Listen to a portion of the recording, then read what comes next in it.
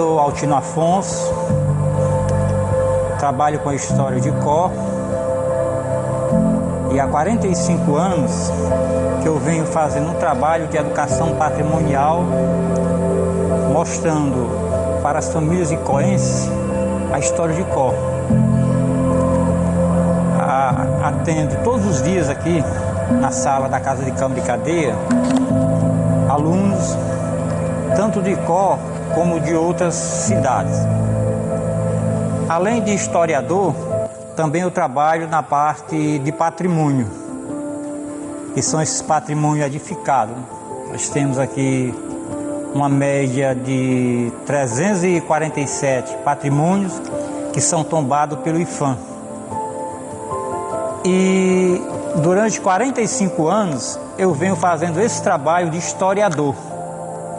Eu sou historiador da cidade de Icó e, além de estudantes, turistas fazem questão de vir conhecer a nossa cidade, pois nós temos um patrimônio edificado que é diferente de outros patrimônios que nós temos em outras cidades, como por exemplo Ouro Preto, que surgiu com o Círculo do Ouro, Diamantina, que surgiu com o Círculo do Diamante.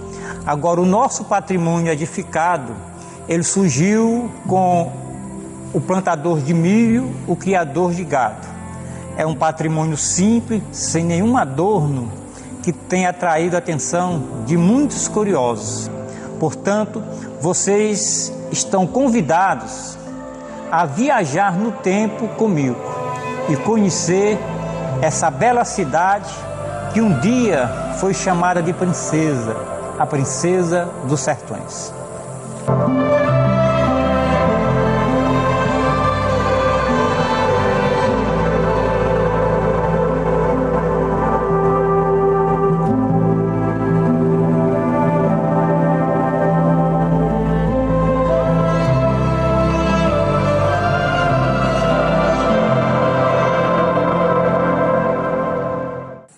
A história de Icó, ela começa no dia 24 de janeiro de 1682, que foi a chegada dos homens do São Francisco, que era conhecido como os 40 homens, que foi comandado pelo capitão Nabo Correia.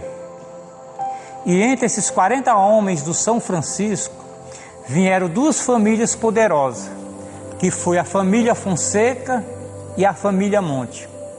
A família Fonseca se instalou na fazenda Bom Sucesso e a família Monte na fazenda Pilar. Só que a fazenda Bom Sucesso, que foi o primeiro Icó, que foi conhecido como Icó dos Fonseca, desapareceu devido às grandes enchentes do Rio Salgado. Mas a fazenda Pilar, a fazenda de Francisco de Monte Silva, que foi o fundador de Icó, ela ainda hoje permanece. Apesar de estar totalmente descaracterizada, mas a gente dá para ver como vivia Francisco de Monte Silva, o fundador do Icó. Mas, voltando um pouco atrás, com a chegada dos homens do São Francisco aqui, eles encontraram uma tribo tapuia de índios, pertencente à nação Cariri.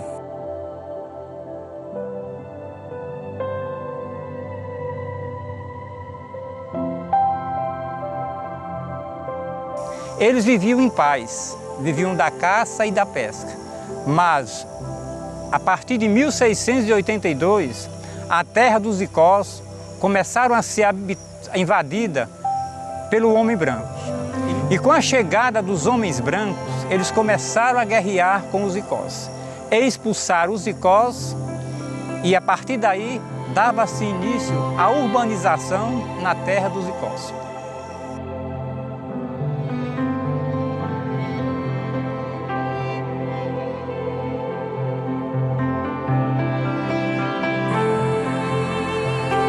E vem outra família poderosa para o Icó, que é a família Feitosa. E o chefe dessa família é casada com uma irmã de Francisco de Monte Silva. E por questões de terra, eles travam uma guerra entre famílias, que ficou conhecida nas maiores guerras registradas em solo cearense entre Monte e Feitosa. E centenas de pessoas morreram nessa guerra. Os Montes conseguiram expulsar os Feitosas, que foram lá para a região dos Inhamuns. Passado algum tempo, o Icó se torna vila. E por ordem régia, numa carta escrita por Dom João V, em 1735, Icó é elevada à categoria de vila. E a partir daí, a vila passa a ter um governo próprio. Ela é governada por 7 vereadores, e desses vereadores é escolhido um para governar a vila, que é chamado de Capitão-Mor. Passados alguns anos, Icó se tornou-se uma das vilas mais prósperas da província do Ceará. E para se ter ideia, até 1814, a população do Icó era maior do que a população de Fortaleza. A renda fiscal do Icó era maior do que a renda fiscal de Fortaleza. Todo mundo queria vir morar no Icó. O Icó era como um funil. Tudo que passava pelo Ceará tinha que passar primeiro pelo Icó. Aqui no Largo do Tebés, essa praça bem larga, era a estrada geral do Jaguaribe. E naquela grande expedição científica de 1859, o freire alemão que comandava essa expedição, ele escreveu um diário. E nesse diário ele disse o seguinte, que aqui em 1859 circulava por esse largo mais de 1.000 carros de bois por ano, transportando toda a safra que vinha da região do Cariri, chegava aqui era um centro distribuidor. Aqui o Largo do Tebés, que era a estrada geral do Jaguaribe, ele fazia ligação com Pernambuco, Piauí, Rio Grande do Norte e Paraíba. E as coisas que vinham da Europa, através do porto de Aracati, chegavam aqui, nesse grande comércio, era distribuído para esses estados, Piauí, Rio Grande do Norte, Paraíba e Pernambuco. E aqui também foi o maior centro comercial de bois. Aqui nós tínhamos o maior comércio de bois aqui da região, de toda a província do Ceará. Era também conhecido como comércio de bois. Toda a maior feira de bois que existia no Ceará era aqui, porque aqui era negociado com Paraíba, Pernambuco, Rio Grande do Norte e Piauí. E durante muito tempo mesmo, Icó foi a cidade mais rica da província do Ceará. Com a chegada da família Tebés aqui no Icó, eles trouxeram os costumes da Europa, como por exemplo, trouxeram pianos. E aqui no Largo do Tebés se fazia um sarau, concerto de piano. E as primeiras aulas de pianos dadas na província do Ceará começou aqui no Icó. Icó é considerado como o berço da cultura do estado do Ceará. Agora as pessoas se perguntam, por que uma cidade tão rica que foi Icó entrou em decadência? 3 fatores contribuíram para a decadência do Icó. O primeiro foi a grande epidemia do cólera mórbido, que iniciou aqui no Icó e que dizimou 1/3 da população do Icó. Chegava a morrer até 50 pessoas por dia. As pessoas que conseguiram sobreviver, abandonaram o Icó e foram embora. E a maior parte da população de Icó foram vítimas dessa grande epidemia. Esse foi o primeiro fator que contribuiu para a decadência do Icó. A cidade de Icó, ela surgiu com o circo do couro, com a criação de gado.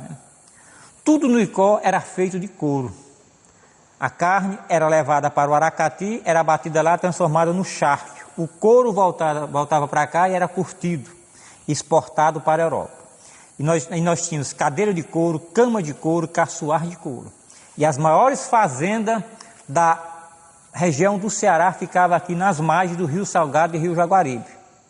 E com a grande seca de 1877 a 1879, morre toda a criação de gado do Icó. E morre também mais de 50% da população de fome e da epidemia do beriberi. Alguns que sobreviveram, conseguiram sobreviver cozinhando couro das cadeiras, da cama. E esse foi o segundo fator. Com essa grande seca, a cidade de Icó, ela ficou balanceando e não conseguia mais se erguer. Aí veio o golpe, o grande golpe de misericórdia, que foi o traçado da linha de ferro, que iria passar justamente aqui no Largo do Tebés. Mas, infelizmente, segundo a história oral, que a gente não tem isso documentado, achava o seguinte, que se a estrada de ferro viesse passar aqui no Icó, viriam pessoas de outras regiões, iriam concorrer com ele no comércio, iriam casar com as suas filhas, iriam herdar o seu comércio e a sua fazenda, como também viriam prostitutas de outras regiões e iriam desencaminhar suas filhas. O resultado: meia dúzia de pessoas, na época, políticos poderosos, não aceitaram que a estrada de ferro passasse pelo Icó. O resultado: a estrada que iria passar pelo Icó foi desviada para Iguatu em 1910. E todo esse comércio que nós tínhamos aqui no Largo do Tebés foi transportado para a cidade de Iguatu. E Iguatu, que foi distrito de Icó até 1851, Iguatu conseguiu se erguer e o Icó entrou em decadência. E de lá para cá, nunca mais o Icó conseguiu se erguer. Foi feito de tudo, né? Mas com a perca da estrada de ferro, com a estrada geral do Jaguaribe, o Icó entrou completamente em decadência. E a partir daí, o que a gente vê é a cidade cada vez mais se encolhendo, né? Não temos mais aquele prestígio popular, aquele grande prestígio que o Icó tinha. Mas uma coisa restou desse momento de grandeza, que é esse patrimônio edificado que nós temos, que mostra a importância que Icó foi no passado, né? Que foi uma das maiores vilas da província do Ceará, mas que infelizmente nós perdemos tudo que nós tínhamos. Mas resta ainda a nossa história, o nosso patrimônio, uma história que é linda e que tem encantado a todos os visitantes, né? Como, por exemplo, quando um visitante chega no Largo do Tebés, ele fica espantado com a sua imensidão. A primeira edificação do Icó foi a Igreja Matriz. Foi construída em 1709 pelo fundador do Icó, Francisco de Monte Silva. É uma igreja em estilo barroco, é uma das belas construções do barroco nordestino e que hoje ela é tombada como patrimônio cultural do Brasil. Francisco de Monte Silva morava aqui perto na fazenda Pilar, mas em 1709 morre uma das suas filhas e ela foi sepultada em campo aberto. A sua mãe, muito triste por não ter um local onde colocar os restos mortais de sua filha, pede que Francisco de Monte Silva compre meia légua de terra e nessa meia légua de terra construa uma capela e coloque o resto mortais da sua filha. Ele fez isso, comprou meia légua de terra, construiu uma capela e colocou os restos mortais da sua filha. Hoje, essa capela é a matriz do Icó, a primeira edificação do Icó. E o Icó começou aqui no entorno dessa capela. Quando essa capela foi construída, começou a ser construída as primeiras casas e a partir daí dava-se início à urbe aqui na terra dos Icós.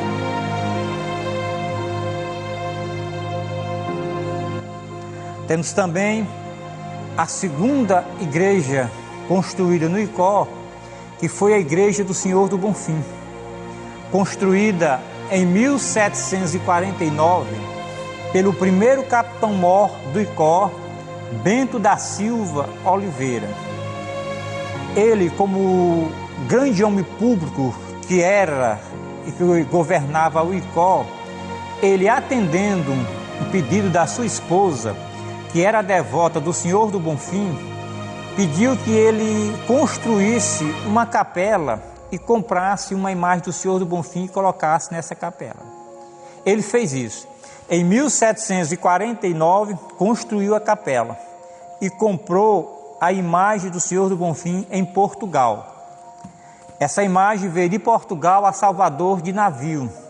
E de Salvador para Icó veio em uma procissão numa rede que durou mais de um ano. E chegou aqui justamente em 1749 para inaugurar a Capela do Senhor do Bonfim.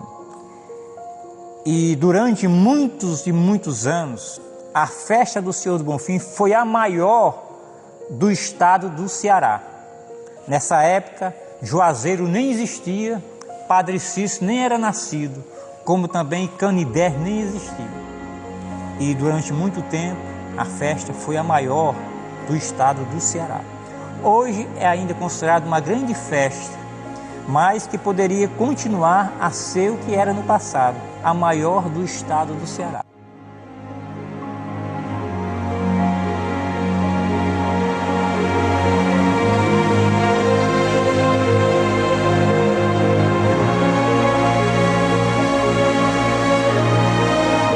É uma igreja muito bonita, ainda em estilo barroco.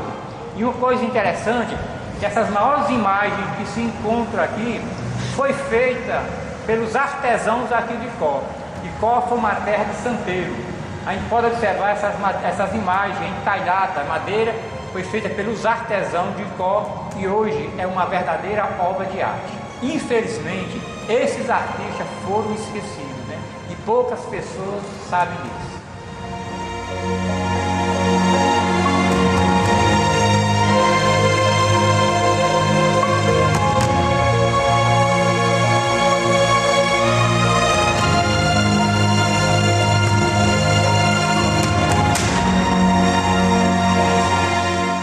Em seguida, nós temos a terceira igreja construída no Icó, que é a Igreja do Monte, conhecida como a Igreja de Nossa Senhora da Conceição.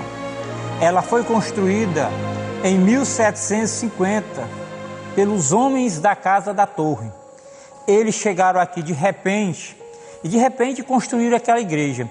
Não chegaram a concluir a igreja. A torre, ela não foi concluída. Como também ia ter duas torres, a outra ficou apenas nas fundações. Mas ela em cima de um morro, com a sua escadaria, é uma das mais belas construções da arquitetura nordestina, né? Também ela tem inspiração rococó. Agora, uma coisa que tem chamado a atenção é o altar-mor da Igreja do Monte. É um altar original da época da sua construção. O IPHAN conseguiu restaurar aquela igreja, como também o altar. Só que na época do restauro, o IPHAN contratou dois restauradores, um do Rio Grande do Norte e outro de Salvador. Chegando aqui no Icó, eles olharam a igreja, o altar e viram que não tinha condição de restaurar aquele altar. O que foi que o IPHAN fez? Ele procurou um dos melhores restauradores do mundo, que foi o Hélio Oliveira. O Hélio Oliveira chegando, ele se encantou com aquele altar. E ele conseguiu restaurar aquele altar. Ele conseguiu tirar de cima do altar 7 camadas de látex até encontrar a pintura original. E na época, o artista que fez aquele altar, ele não entendia de arte, mas ele quis imitar o barroco. E sem nenhuma ferramenta própria, ele construiu aquele altar em estilo barroco, um barroco grosseiro, que hoje tem chamado a atenção de muitas pessoas de intelectuais, de historiadores, de arquitetos, né? Porque é um barroco que não existe em nenhum lugar do mundo. E além do mais, o artista que fez aquele altar, ele quis deixar o seu autógrafo. No santuário lá da imagem, ele desenhou umas rosas em estilo barroco e, segundo o Hélio Oliveira, ela é única no mundo, não existe em nenhum lugar. Portanto, é um altar que tem que ser preservado, porque, segundo o Hélio, não existe um altar em nenhum lugar do mundo igual aquele do monte.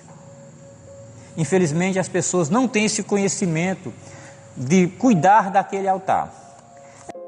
Em seguida, nós temos a quarta igreja histórica, que é a Igreja do Rosário, conhecido como a Igreja dos Escravos. Aquela igreja, a sua construção começou por volta de 1763. Na época, o negro não tinha acesso à Igreja do Branco. Aí resolveram construir uma igreja afastada 1 quilômetro da vila, que foi a Igreja do Rosário.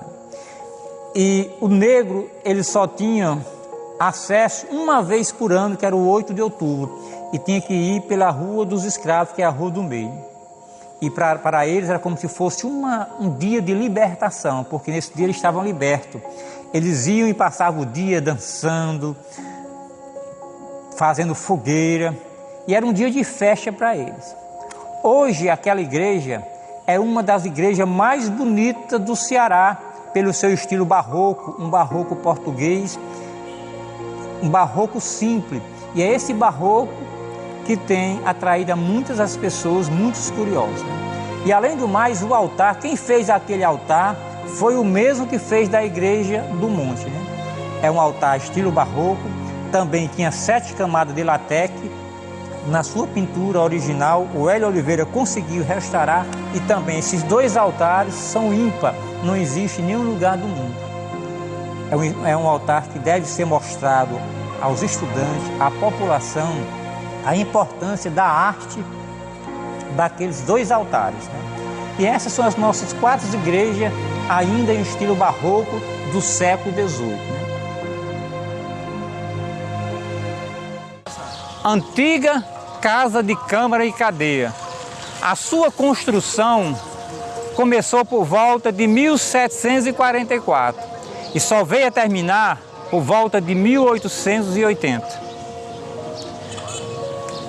Esse prédio, ele tem uma importância muito grande, não só para a história do Icó, mas para a história do Brasil.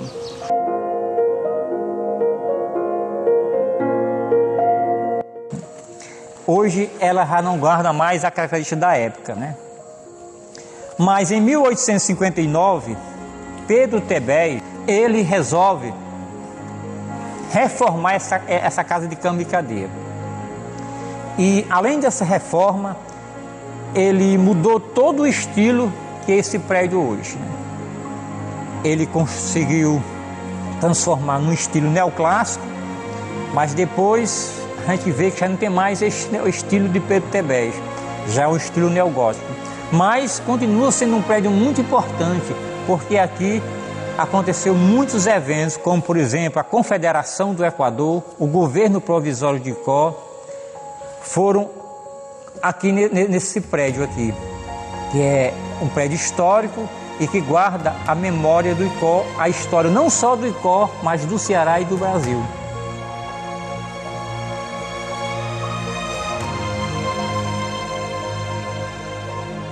Grandes acontecimentos aconteceram nesse prédio. E um que marcou a história desse prédio foi a prisão da Barba de Alencar, do Tristão Gonçalves e o Zé Martiniano, naquele movimento que aconteceu em 1817. Também outro grande acontecimento que aconteceu aqui foi no dia 24 de julho de 1824, quando a Câmara de Vereadores de Icó nega a obediência à Constituição de Dom Pedro e passa a fazer parte de um movimento que ficou conhecido como a Confederação do Equador. Quando os icoenses passam a fazer parte desse movimento, Dom Pedro manda criar um governo aqui no Icó, um governo justamente para combater os rebeldes que faziam parte desse movimento, que ficou conhecido como a Comissão Matuta. Esse movimento tornou-se um movimento sanguinário e 5 icoenses foram julgados e foram condenados à morte. E no dia 9 de novembro de 1824, 5 icoenses foram fuzilados no pátio da Casa de Câmara e Cadeia. Agora tem um fato interessante: desses 5 icoenses, 2 conseguiram se salvar. Além desses acontecimentos, também aqui foi sede do governo do estado do Ceará. E aqui foi capital do Ceará no período de 110 dias. Nessa época estava acontecendo muita agitação no Ceará. E o Ceará tinha 2 governos. O governo que, por de fato, era Fortaleza, e o governo que mandava era o governo do Icó. E esse governo aconteceu de 22 de outubro de 1822 a janeiro de 1823, onde o Icó foi capital do Ceará.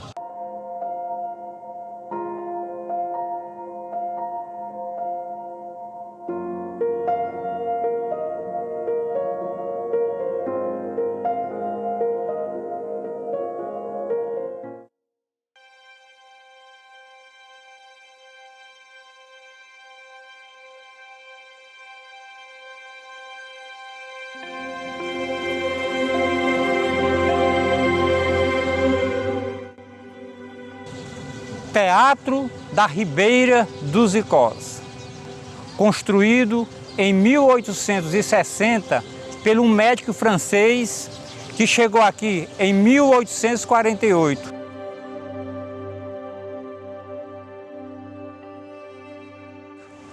Que era o Dr. Pedro Franco Tebege. Construiu esse teatro em estilo neoclássico. Para a época, o neoclássico era uma coisa moderna, porque nós só tínhamos o barroco e o colonial. Além do estilo neoclássico, o Dr. Tebege se inspirou em Palladio, que foi um arquiteto da Renascença. Nós podemos observar que, além do neoclássico, esse teatro tem inspiração palladiana, pelas suas colunas que estão na fachada, como também no foyer e aqui no palco. Esse teatro, durante muito tempo, ele funcionou como casa de espetáculo. Mas, bem antes de funcionar como casa de espetáculo, ele também serviu de enfermaria. Foi durante a grande epidemia do cólera mórbido, que começou aqui no Icó em 1862, que dizimou um terço da população do Icó. Nós podemos observar a importância cultural do Teatro da Ribeira dos Icós para o estado do Ceará, por ser o primeiro a ser construído no Ceará e o primeiro a ser construído no interior do Nordeste como estilo neoclássico.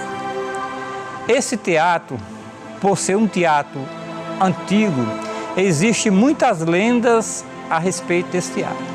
Uma das lendas é que no dia da inauguração desse teatro, o Dr. Pedro Tebege, ele convidou toda a sociedade para vir assistir uma peça que seria um concerto de piano. Mas o que foi que aconteceu? As mulheres de Icó eram muito orgulhosas. Cada uma queria se vestir melhor do que a outra. As roupas das mulheres de Icó, a maioria delas era comprada na Europa. E no dia da inauguração, cada dona de casa mandava um escravo vir olhar para ver quem tinha chegado primeiro, para ver a vestimenta uma da outra. Foi o que aconteceu. Nesse corre-corre, uma dona de casa mandava um escravo vir olhar para ver a vestimenta uma da outra, passou a noite e não teve público, e esse teatro nunca foi inaugurado. Segundo conta alguns historiadores, entre os quais o grande historiador Gustavo Barroso. Outra lenda a respeito desse teatro é que logo ao lado do teatro morava o Barão do Crato, e ele era muito orgulhoso e não queria se juntar com a sociedade. foi que ele fez? Ele mandou construir um túnel para vir para o teatro. Essa é outra lenda a respeito do teatro. Mas esse teatro, além de ser histórico, que ele é tombado a nível estadual, como também a nível federal, e hoje ele está sob proteção de lei federal, não se pode mexer na sua arquitetura. Mas na década de 50, aqui funcionou também como cinema, que foi o Cine Nordeste, que foi até o final dos anos 60. Depois funcionou também como a rádio, que teve aqui a Rádio Jaguaribana, também a Rádio Rio Salgado. E nos anos 80, esse teatro também funcionou como cinema, que era o Cine Boró, que funcionou muitos anos aqui nesse teatro. E eu tive a felicidade de ser uma das pessoas que participei também em trabalhar no Cine Boró. Outra coisa interessante que aconteceu aqui nesse teatro foi em 1862, que foi a grande epidemia do cólera, né? Como eu já falei, esse teatro ele serviu de enfermaria. E além de casa de espetáculo, esse teatro também ele funcionava como reuniões da sociedade da época ainda da civilização do couro. Mas com a morte de Tebés, no dia 8 de maio de 1864, esse teatro fechou as portas e passou 74 anos fechado e veio a estar em ruínas. Mas em 1935, um prefeito na época, Valfrido Monteiro, ele reformou esse teatro e voltou novamente a ser uma casa de espetáculo. Mas já no final dos anos 70, esse teatro volta novamente a entrar em ruínas e foi recuperado na época pelo governo do estado das cidades históricas. Passado mais algum tempo, esse teatro novamente é fechado e passa a entrar em ruínas. Aí com o programa Monumenta, que foi um programa do governo federal, juntamente com o BID, esse teatro passou a ser novamente reformado e restaurado. E hoje ele está com as portas abertas, atendendo todos os artistas aqui da cidade como da região, funcionando também como casa de espetáculo. É um verdadeiro monumento, é um teatro que tem atraído a atenção de muitos curiosos, pessoas que vêm até mesmo de outros países, como por exemplo de Paris, Lyon, conhecer esse teatro, porque foi um próprio francês da cidade de Marseille que construiu esse teatro. E, além do mais, professores de História, de Arquitetura, da USP, ele já é obrigação da USP de vir todos os anos aqui conhecer o teatro, como também o nosso patrimônio histórico, né? É um monumento que deve ser preservado, que é orgulho do povo icoense, não por ser o primeiro teatro construído, mas pela importância cultural que esse teatro representa para a história do Ceará.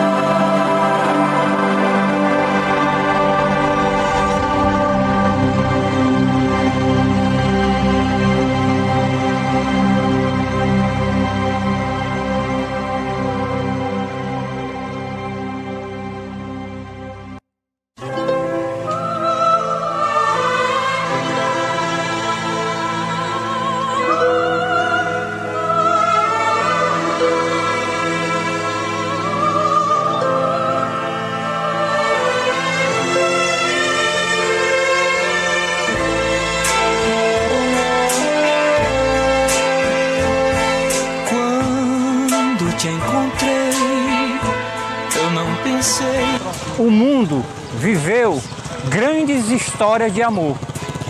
Na Idade Média, Tristão e Isolda beberam por engano a poção do amor e morreram sedentos de amor com a impossibilidade de viverem juntos. No ano de 1550, dois jovens da cidade de Verona Romeu e Julieta viveram intensamente um grande amor, só que as suas famílias eram inimigas. E esse grande amor transformou-se numa grande tragédia. E os dois se suicidaram. Em O Vento Levou, Ruth Hatcher e a Scarlett O'Hara, durante a Guerra Civil Americana, viveram um grande amor, mas terminaram infelizes dormindo em camas separadas. E aqui, nesse sobrado, aconteceu uma grande história de amor, a história de um amor impossível, de Bernardo Duarte Brandão e Maria do Rosário. Bernardo Duarte Brandão, ainda jovem, foi estudar na Europa e deixou Maria do Rosário muito pequena. Depois de terminar os estudos, o Barão do Crato volta para o Brasil e encontra Maria do Rosário, a sua irmã, uma mulher muito bonita, e se apaixona por ela, e ela por ele, e tentam viver um grande amor, e querem casar. Vão procurar o padre diz que não pode casar irmão com irmã, que seria um pecado. Vão procurar o bispo também diz a mesma coisa, que não pode casar irmão com irmã, que seria pecado. Bernardo Duarte Brandão, não conformado, foi até Roma falar com o Papa. E o Papa disse a mesma coisa, que não poderiam casar irmão com irmã. E ele volta da Europa decepcionado e triste, e quando chega aqui, faz um pacto com Maria do Rosário de ambos morrerem solteiros. Ele vai para a Europa e ela fica aqui nesse sobrado e se isola durante 70 anos até morrer. Hoje, os restos mortais de Bernardo Duarte Brandão, o Barão do Crato, e de Maria do Rosário estão no cemitério, lá em Fortaleza, no cemitério São João Batista. Logo na entrada diz: aqui jaz Bernardo Brandão Duarte e Maria do Rosário.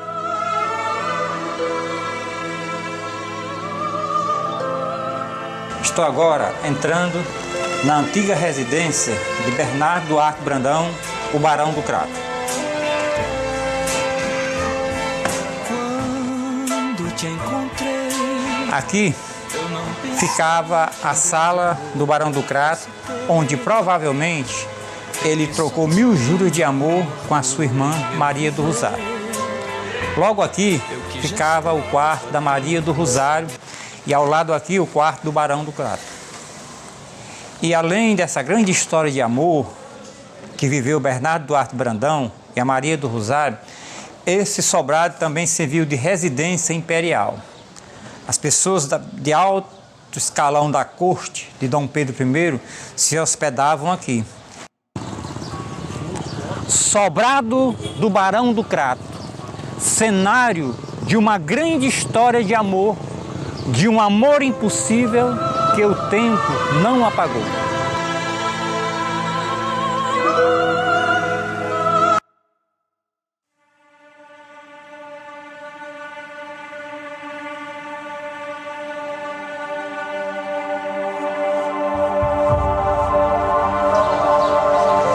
Aqui ficava a residência de Glória Dias, mulher rica e poderosa, filha do Barão do Icó.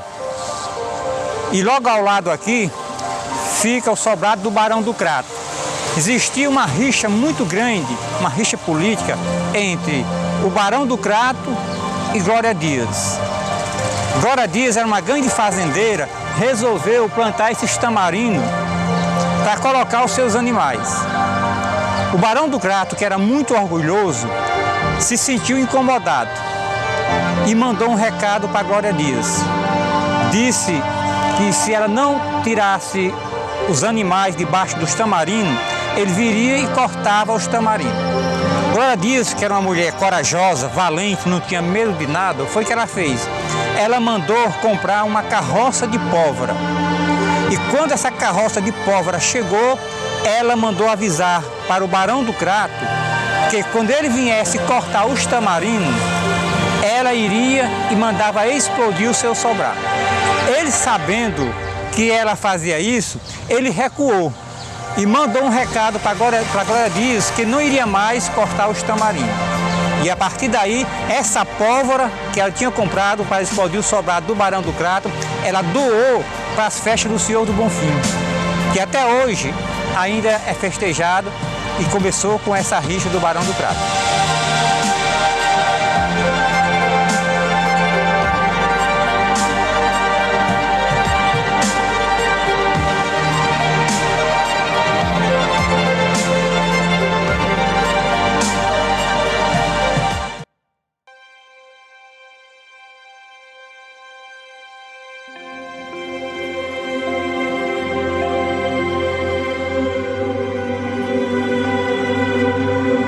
Estamos aqui na antiga Rua das Almas. Por que Rua das Almas? Que até 2 décadas atrás, aqui, essa rua, tinha como obrigação todos os enterros da cidade passar por aqui. É por isso que ela é conhecida como a Rua das Almas. Hoje ela tem o nome de Rua Desembargador José Baixo, em homenagem a um grande icoense que morou aqui e que recebeu esse título.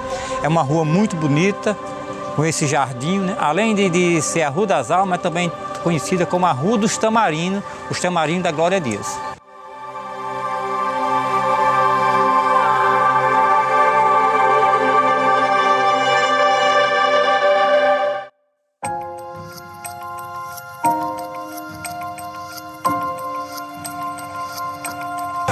No Brasil colônia, quem governava as vilas era um grupo de vereadores. E esses vereadores escolhiam um capitão, que era o capitão-mor, para administrar a vila. Já no Brasil República, quem administrava as vilas ou cidades eram os intendentes. E esse sobrado aqui, conhecido Sobrado do Mirante, era aqui a residência dos intendentes. Só depois de 1914 que veio existir o cargo de prefeito. É um mirante muito alto que serve para observar quem entra e quem sai da cidade, do estilo colonial. E agora vamos conhecer a parte interna do mirante e vamos até lá em cima do mirante para ter uma visão panorâmica da cidade.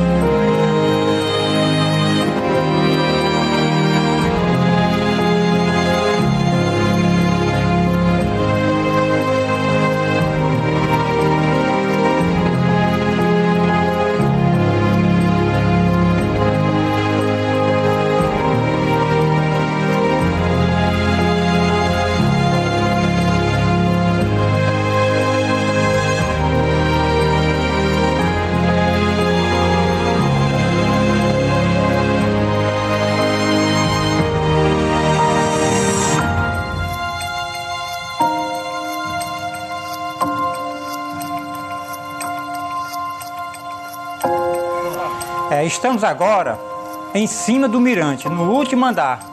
Para chegar até aqui em cima, tivemos que subir 4 escadas. Daqui dá para ver uma visão panorâmica da cidade de Costa. Aqui já observa alguns casarões. Lá na frente já observa a Igreja do Monte, a Capela do Coração de Jesus, o sistema de água, saia e além mais as cobertas dessas casas. Aqui dá para ver uma visão completa da cidade de Costa.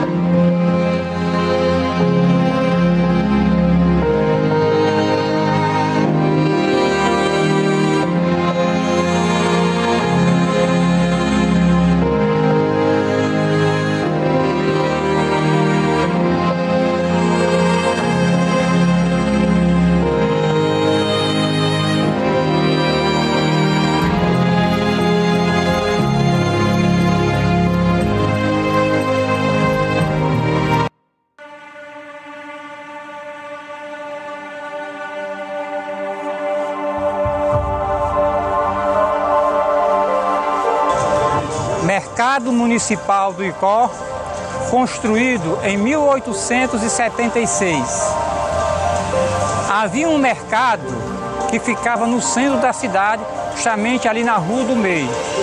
A população achava esse mercado muito acanhado e pediu que a Câmara de Vereadores construísse um novo mercado, que através de um decreto foi construído o Mercado Municipal do Icó, é um mercado que ainda guarda a sua fachada original. A gente pode observar que é uma arquitetura ainda do estilo sertanejo. E aqui acontece diversas feiras, feira de confecção, de gaiola, feira de mala e assim sucessivamente. É um belo prédio que deve ser conservado e hoje faz parte do patrimônio cultural de Icó.